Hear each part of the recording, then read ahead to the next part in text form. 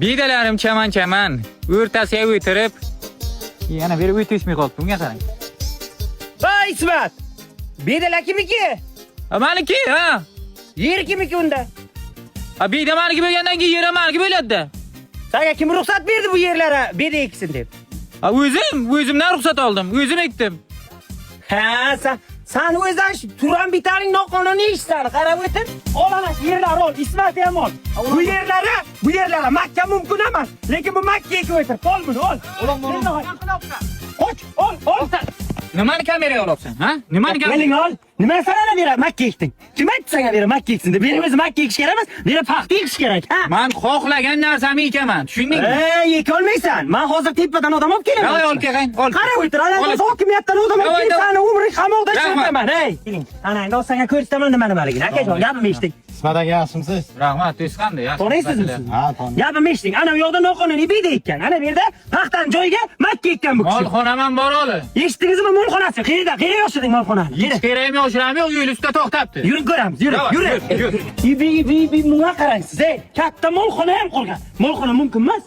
Bu yerda 3 ta 4 ta qo'y qilgan. Qayerdan qilding sen? Menga qarang, bu hammasi noqonuniy. Buni tezroq javobgarlikka Hech qanday noqonuniy emas aka. O'zbekiston Respublikasi Prezidentining 2025-yil 3-fevraldagi 18-sonli farmoniga asosan olingan.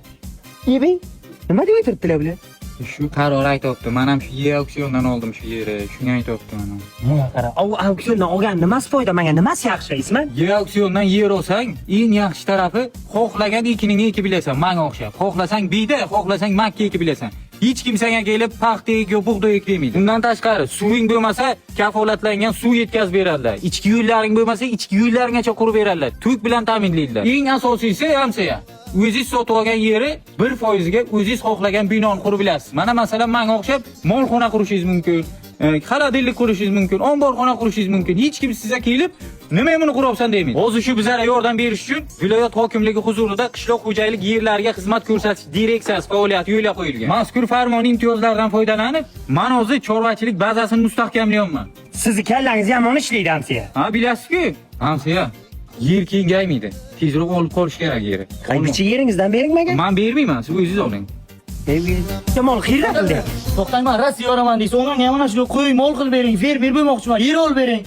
Rostdan. Ha? Siz bacham soat 12 gacha sizdan ferma chiqami, ha? Vet oldim atush.